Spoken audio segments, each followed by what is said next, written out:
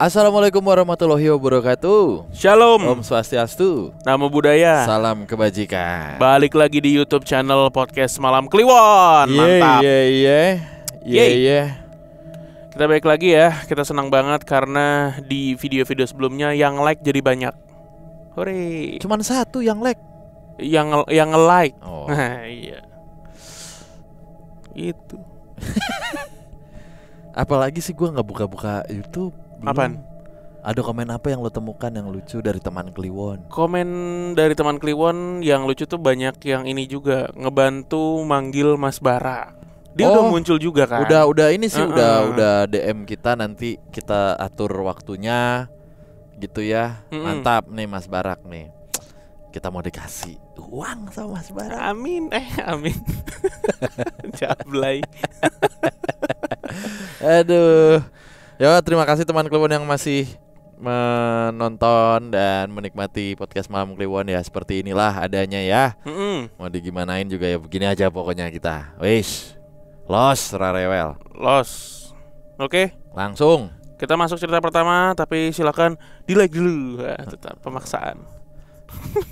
Di-like dulu, di-share ya, dan dinyalakan ini loh apa? Tombol lonceng. Yang kutil nih loh. Bukan. Lonceng notification. Oke. Dah. Oke. Cerita kali ini datang dari sebuah hutan atau alas. Dan orangnya minta untuk jangan disebutkan namanya. Panggil aja Non katanya. Halo Bang Bimo dan Bang Danu serta penonton podcast Malam Kliwon semuanya. Wah, pas di YouTube. Pas. Penonton soalnya. Bukan pendengar. Kalau pendengar di Spotify. Saya berasal dari kota Kediri. Saya sekarang berdomisili di kota Malang karena saya kuliah hingga bekerja di Malang. Dan sekarang saya masih sering bolak-balik Kediri Malang. Sebaliknya minimal 2 minggu sekali lah. Dan sebaliknya maksudnya. Langsung aja saya akan menceritakan kejadian yang saya alami kurang lebih 2 tahun lalu bersama teman saya. Pada hari itu saya ada janji dengan teman saya, sebut aja Didut, untuk ikut saya pulang ke Kediri melihat acara di kota Kediri. Pada hari itu sedang hujan, hingga saya dan teman saya harus menunggu hujan reda. Dan hujan baru reda sekitar jam 17.30. Dan kita tetap berangkat ke Kediri melalui jalur Malang, Batu, Pujon, Ngantang, Pesambon, Kandangan, Pare, dan baru sampai Kediri.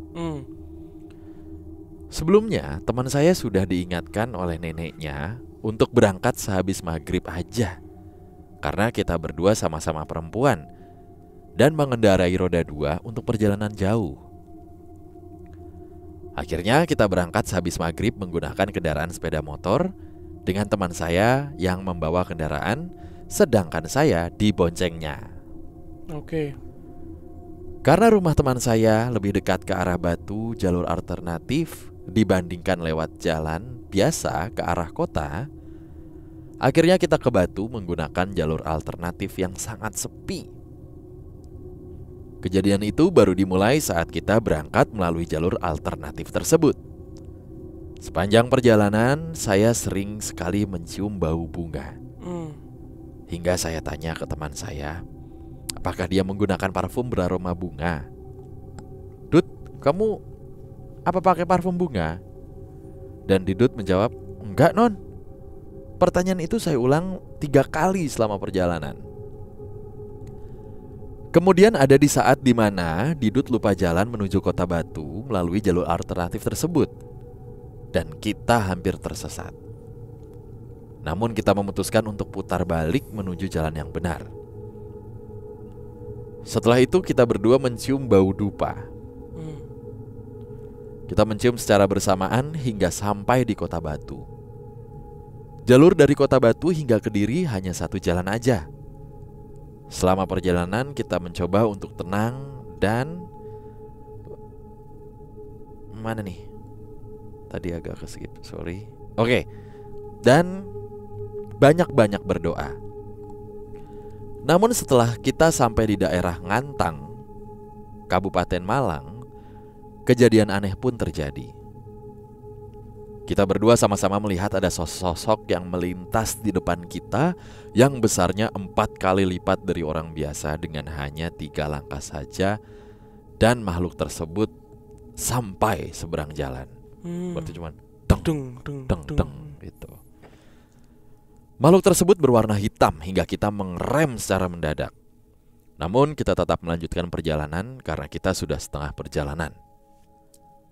Setelah itu kabut pun turun hingga jarak pandang hanya sekitar 2 meter dan udara serasa anyep atau nggak dingin nggak panas.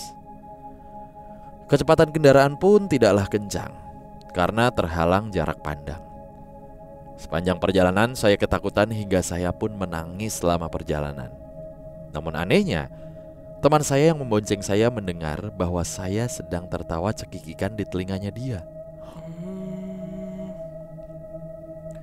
Selama itu saya melihat jam dan seakan-akan hanya diputar-putar selama 1 jam aja lah di alas ngantang tanpa ada pengendara lain sepanjang perjalanan.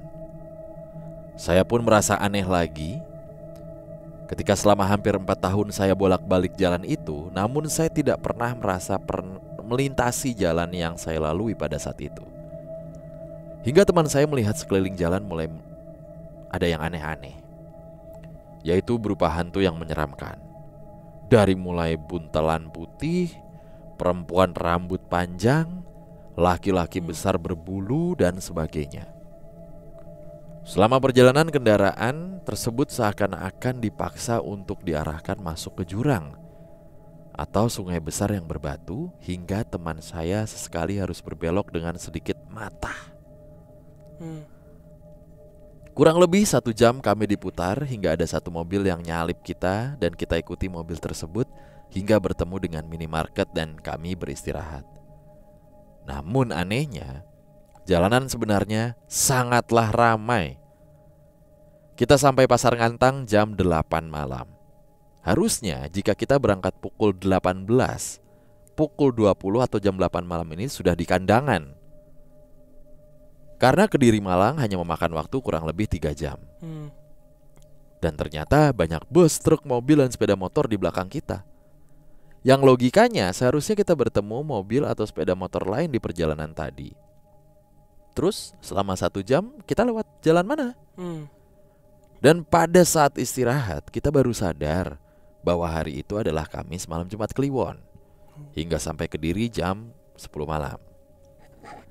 Keesokan harinya saya ceritakan hal ini pada ayah, di mana ayah saya tahu karena beliau termasuk orang Kejawen, tentang kejadian tadi malam.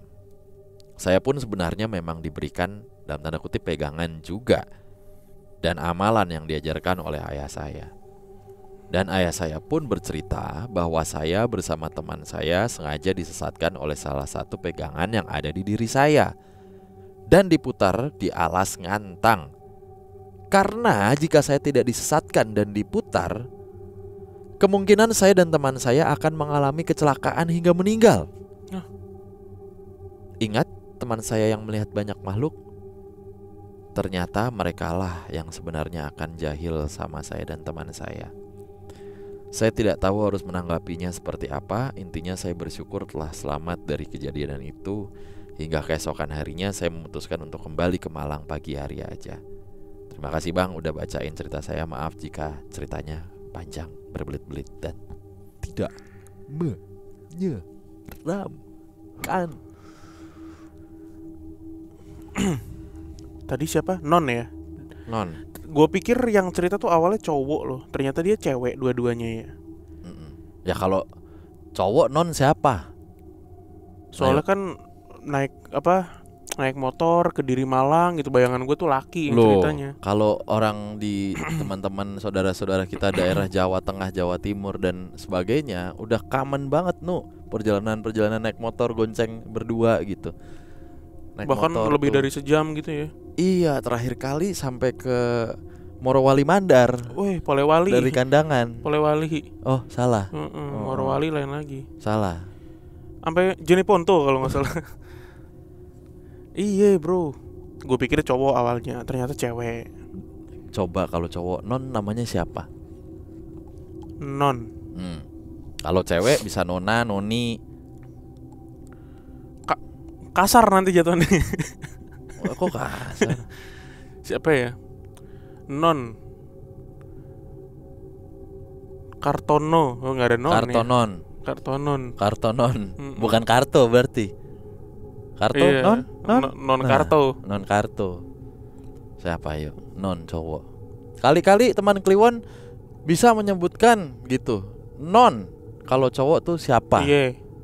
Ya kan? Siapa ya? Kecuali singkatan NON bisa.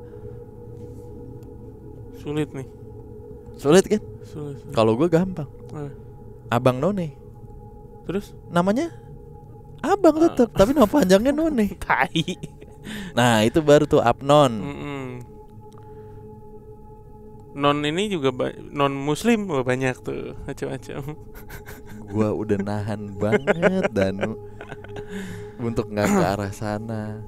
Non Oke. halal. Non halal ya. Bisa. Cristiano Ronaldo. Nah, bisa balik ke MU. Iya kan? Mantep. Udah kita balik ke cerita nih. Ayo. Jadi dia disesatkan di alas ngantang. Dan ternyata yang bikin tersesat itu adalah pegangannya yang dari orang tuanya. Dengan tujuan baik. Iya, katanya dengan tujuan baik. Kalau nggak gitu dia kecelakaan. Tuh Cil, makanya Cil kalau lo digangguin di jalan misalnya nanti dicolek segala macam, itu pegangan lo lagi disuruh. Terima aja. Apalagi ntar ada nih misalnya, set, dompet. Nah, itu pegangan gua. Itu misalnya nanti, ya kan? Dompet tuh. Di sini dompet deh. Wah, pegangan nih. Kalau tahu-tahu datang teh pucuknya nggak ada yang dingin. Nah, itu pegangannya Bimo tuh. Yang jaga depan. Iya kan? Gitu. Tapi gue baru denger lah alas ngantang. Lo bukan. Gue kan anak Apa? geografi dulu. Ya gue belajar topografi gitu. Topoki. Jajangmyeon. Topoki. Jajang Mulyana. Dah latihan bola dulu ah. Dah.